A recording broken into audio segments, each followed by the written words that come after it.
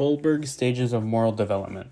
While John Piaget explored how children develop cognitive abilities, the psychologist Lawrence Kohlberg focused on how our ethical reasoning and moral decision-making mature over the course of our lives. Kohlberg proposed 6 distinct stages of moral development.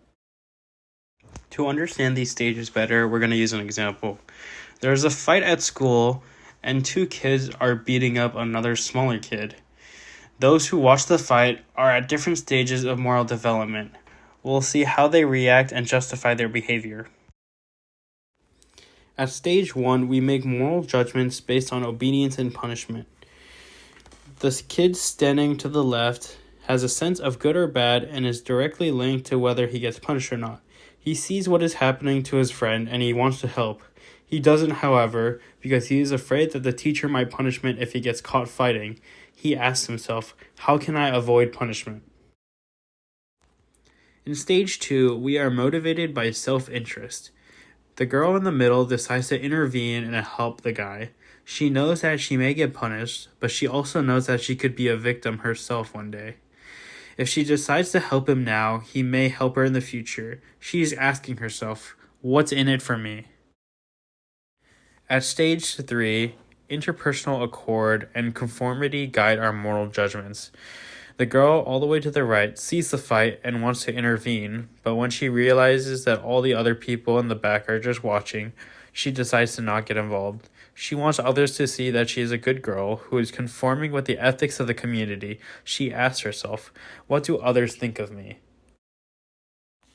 In stage 4, we value authority and want to maintain social order. When the teacher sees the group fighting, he immediately steps in and shouts, "Stop! Fighting at school is forbidden." He feels that above all, it is important to follow the rules. Otherwise, chaos breaks out and that it is his duty to uphold the rules that sustain a functioning society. The teacher at that moment asks himself, how can I maintain law and order?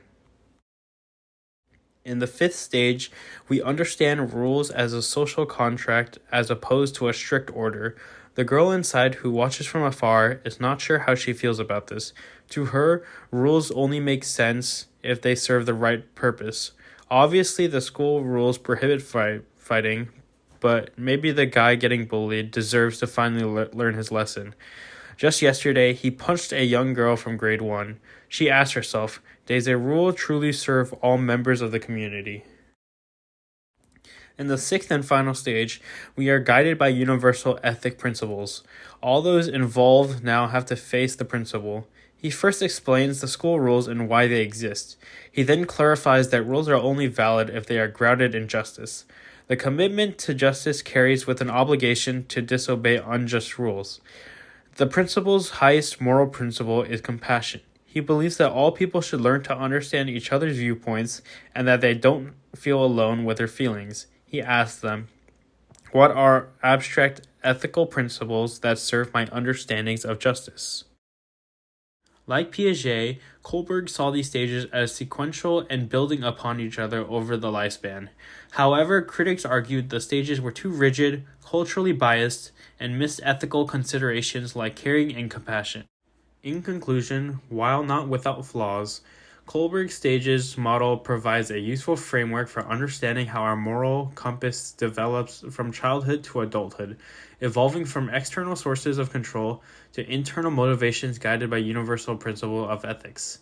Understanding this progression can help parents and educators foster more advanced moral reasoning.